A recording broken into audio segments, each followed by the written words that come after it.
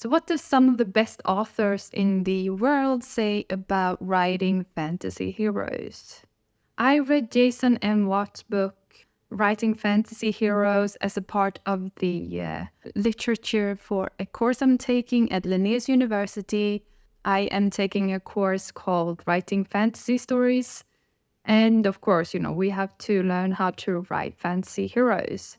And I really, really love, learning more about the craft of writing and reading books on how to, write better plots or deepen characters and stuff like that. And that is why I thought I'd share some nuggets from the, books on writing that I read on this channel, because I know that you guys too, you love writing and you want to learn how to become better writers.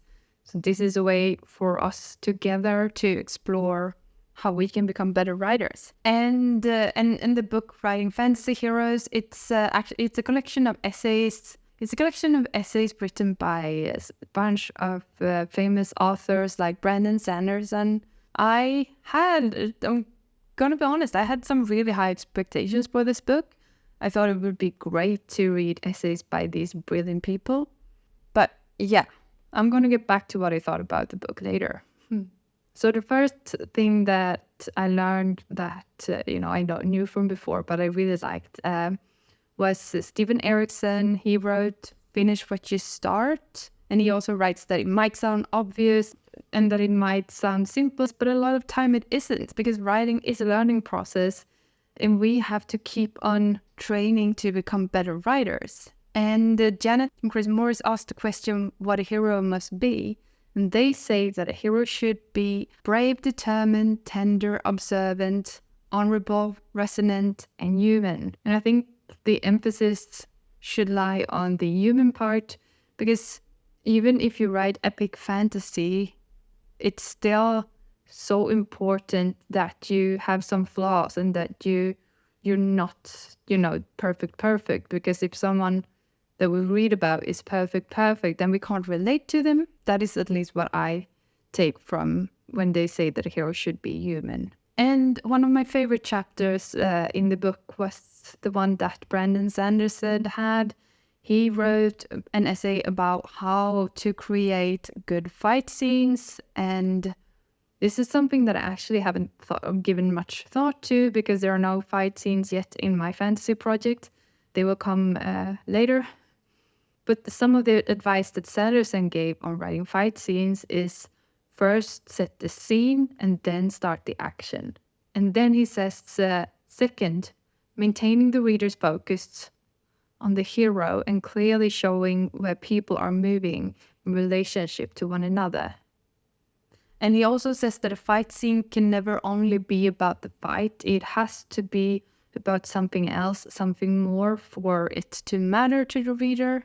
Yeah, and on an unrelated note, I don't know where I heard this or read this, but if you want to learn how to write good fight scenes or any kind of scenes, a great way is to actually study movie scripts, because in movie scripts, the script writer has to continuously create some pace, but they also have such little space, so they can't embroid the entire thing. They have to keep on, make sure that the story keeps on moving, and that is a great way to learn how to write great scenes. So study some of your favorite movies or series.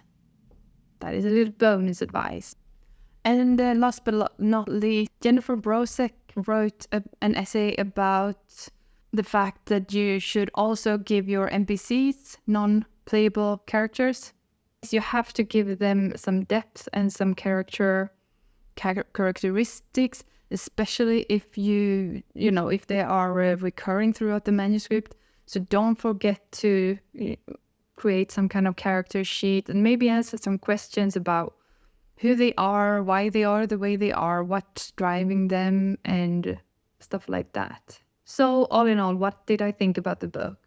It's a collection of essays from some really great authors, but I'm going to be honest and say I got a little bit disappointed.